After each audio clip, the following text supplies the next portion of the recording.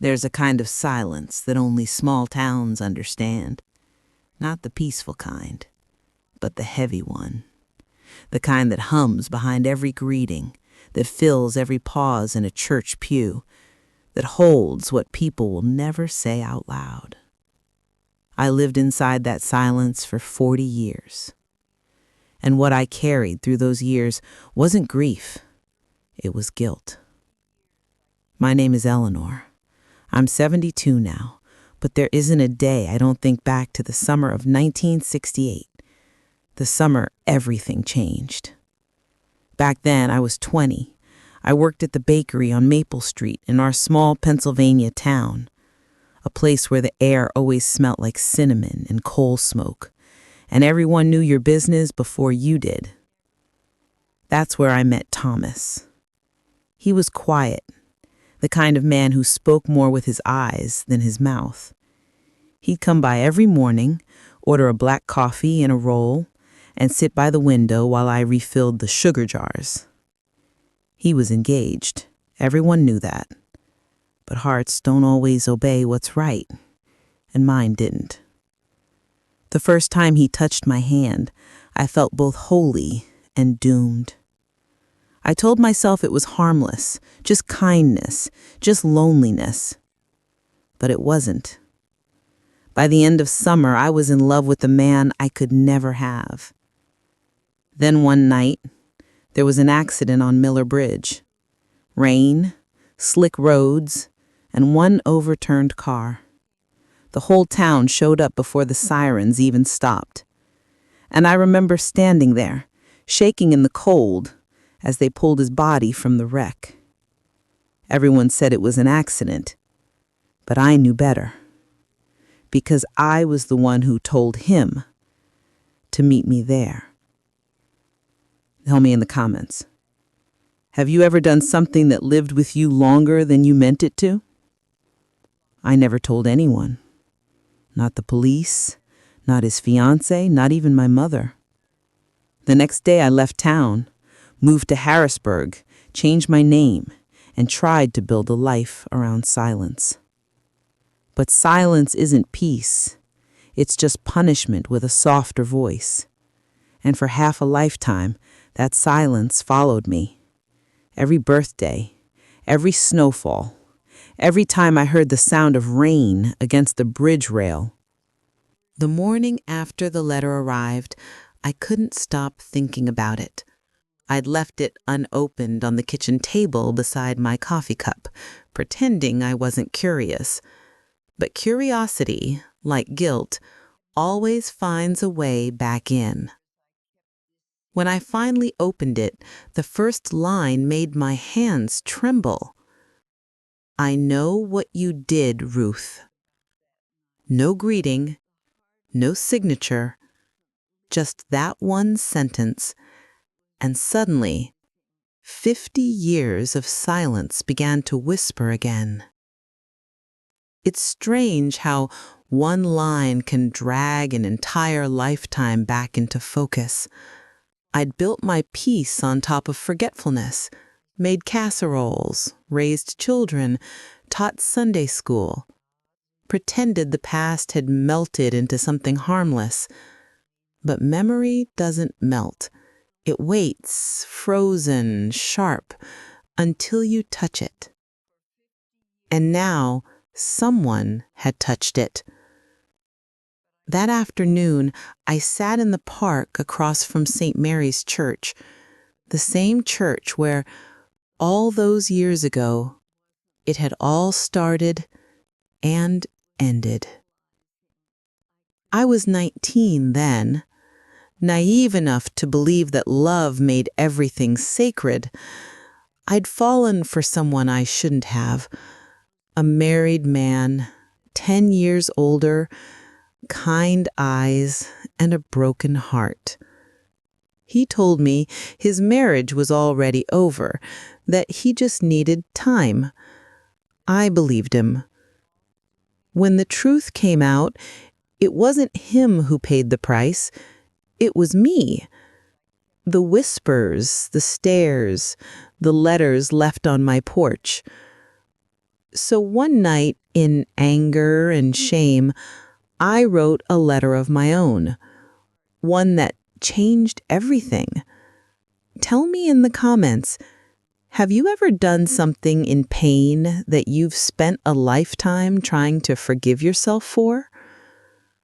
I wrote to his wife, telling her every secret he'd told me, every lie I thought she deserved to know. I told myself I was doing the right thing, but the next morning, his car went off the road just 3 miles from town. They said it was the rain. They said he lost control. But I knew better. I had mailed the letter that morning. For years, I told myself it wasn't my fault. I hadn't caused it. But guilt doesn't care about logic. It only cares about silence. I buried it, deep enough that even my husband never knew. But now, at 73, someone did. Someone had written to me, and I couldn't tell if they wanted truth or blood. That night, I didn't sleep. The wind howled through the oak trees, and the rain tapped against my window like a reminder. I got out of bed, found the old chest in the back of my closet, and opened it for the first time in decades. Inside were the remains of another life, letters, photographs, and one newspaper clipping. Local man dies in storm crash, survived by wife, infant son. I traced the edges of that yellowed paper until the ink smudged under my thumb. In the morning, I wrote back. One sentence, just like theirs. Yes, I know. And for the first time in 50 years, I felt the weight of what confession really means. It isn't about punishment. It's about telling the truth before the silence swallows you whole. The letter I sent was short, but it felt like tearing open a grave. I didn't know who had written to me or what they wanted, but I knew that whatever came next, I couldn't keep running from it. For 2 days, there was nothing. Just silence. The kind that presses against your chest until it feels like weight. Then, on the 3rd day, another envelope slid under my front door.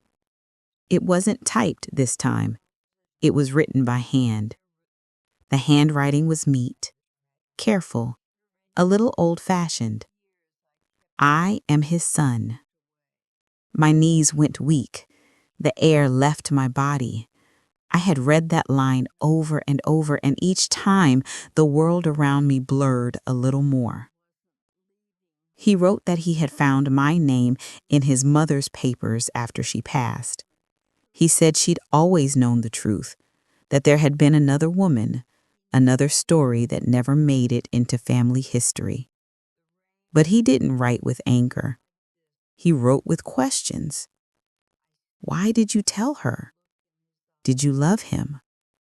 Do you regret it? I sat for hours with that letter on my lap, the autumn light fading through the curtains. Outside, kids were laughing, leaves blowing down Maple Street, life moving on as if time itself refused to stop for guilt. But for me, it stopped right there. When I was 19, I thought truth was something you could use like a weapon, that it could cleanse you if you threw it hard enough. But now at 73, I understood that truth is a mirror. You don't throw it, you face it. And so I wrote him back. Yes, I loved him. Yes, I regret what I did. I was young, foolish, and hurt, and in trying to make him pay, I made everyone suffer, most of all myself.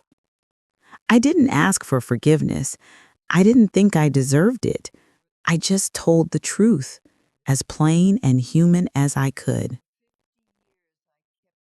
Tell me in the comments, have you ever carried a truth so long that it stopped feeling like guilt and started feeling like a part of who you are? A week later, he came. I didn't expect him to, but when I saw a car pull up outside my house and a tall man step out holding a letter in his hand, I knew. His face was kind, but there was something in his eyes, a look I recognized instantly. It was his father's. He stood on my porch for a long time before he spoke. He read your letters, he said quietly. My mother hated you, you know. I know, I whispered. But she also said you told her the truth when no one else would. I didn't know what to say. The air between us felt like decades condensed into one breath. He handed me the letter I'd written. It must have taken you a lot to write this, he said. I came because I needed to see what kind of woman would carry that guilt all her life. I swallowed hard. And now that you have, he looked down at his hands. I see someone human. That word broke me. Not because it was kind, but because it was the first thing that had felt true in 50 years. We stood there in the cold, the sound of the wind moving through the trees, the smell of autumn and closure in the air. Then he said, My father made his choices. You made yours.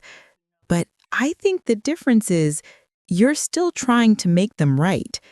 He turned to leave, then stopped and looked back. For what it's worth, I think he loved you too. When he drove away, I sat on the porch steps until the sun went down. The air was crisp, the world quiet, and for the first time in my life, I didn't feel like I was running from that 19-year-old girl anymore. I felt like I had finally reached her.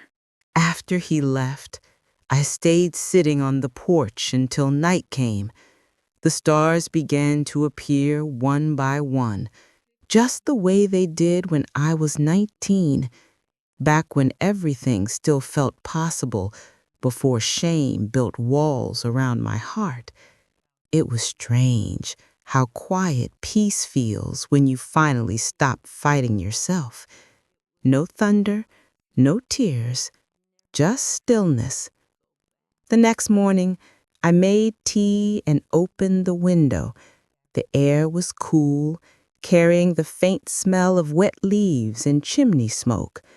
I looked at the table, the 2 letters, the old photograph of him, the folded newspaper clipping, and for the first time I didn't look away. I gathered everything, walked out behind the house, and stood under the maple tree that had been here longer than I'd been alive. Then I lit a small fire. The smoke rose soft and pale, carrying 50 years of memory with it. It wasn't a punishment. It wasn't even forgiveness. It was release. When the last corner of paper curled into ash, I whispered, I loved you, and I let you go too late, but I've let you go now. That afternoon, I went back to St. Mary's Church, the same one I used to avoid because the bells reminded me of that night. The doors were open. Inside, the light streamed through the stained glass like water. I sat in the back pew, hands folded, not praying for forgiveness this time, but for the courage to live without hiding.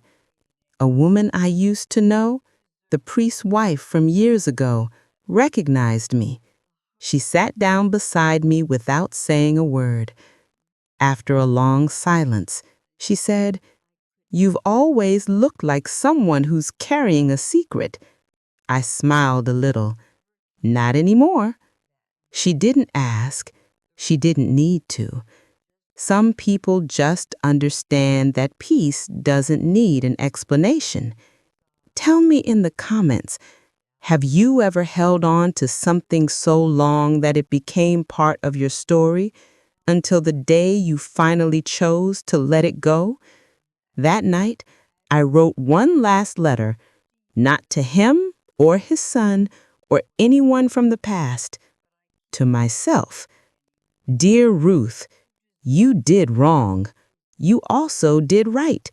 You lived, you loved, you broke, you healed. Don't spend the rest of your life counting the ashes. Just be grateful you're still standing in the light. I folded it and placed it inside my Bible, not as a confession, but as a sign of proof that redemption doesn't always need witnesses. Weeks later, I received one final envelope. It was from his son. Inside was a photograph, a picture of him standing in front of his father's grave, the leaves golden around him. On the back, he'd written, "He would have wanted you to know he forgave you long ago. I forgive you too." I pressed the photo to my heart and cried, not from guilt this time, but from relief. Because sometimes forgiveness isn't about being told it's okay. It's about realizing you don't have to keep proving that you're sorry. Now I walk every morning past the church and the park, where the wind still moves through the trees the way it did back then. I smile at the sound of the bells, no longer as reminders of what I lost, but of what I finally found. Peace. I don't expect people to understand my story, but if you've ever carried a secret that felt too heavy to name, know this: the truth won't destroy you. It will free you. And one day you'll breathe again without the weight on your chest, because here on True Life Stories, we don't just tell stories, we remember them. Subscribe, stay with us, and help the silence end, one true story at a time.